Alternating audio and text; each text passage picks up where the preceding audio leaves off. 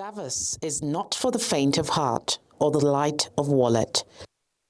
For 1 week every January, this quiet ski village turns into the world's most expensive pop-up stage, where influence comes with a price tag, and even a small patch of space on the promenade can cost a fortune.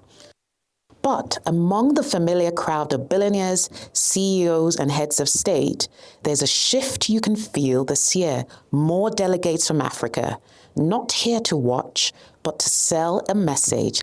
Africa is rising, Africa is investable, Africa is open for business.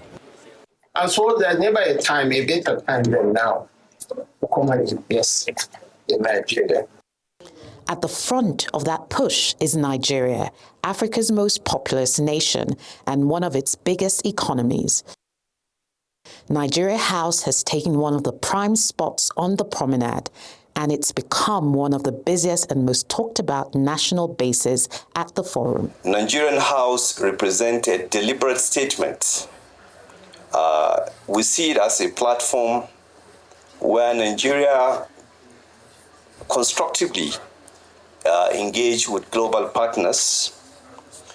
We also see it as a space where policy hopefully meets capital, where ambition meets execution, and perhaps also where partnerships are shaped around a shared global priority.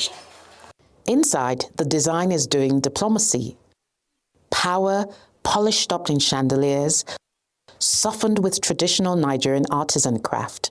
And the pitch is clear. This is modern Nigeria, confident, connected, and ready for capital.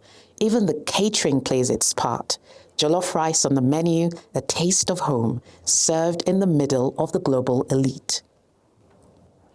As Davos awaits the arrival of US President Donald Trump, who's been talking of tariffs and an American-first agenda, Nigeria House is sending a very different message. We have to work together to solve our global challenges. We're talking about a world seeking energy security, a world also that is trying to digitally transform, providing economic resilience, stability, as well as sustainable growth, as well, again, as inclusive development, especially in the countries of the global south, where Nigeria belongs. So incidentally, all these are being done at the same time.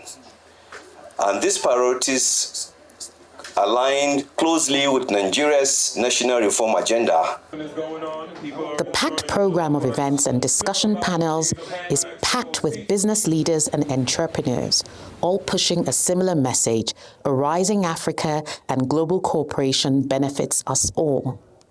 We're living at a very, very important and critical time in modern history.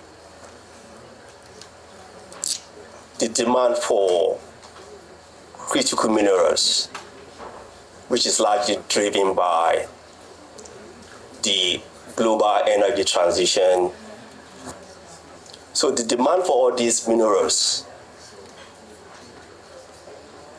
is what is actually driving policies today.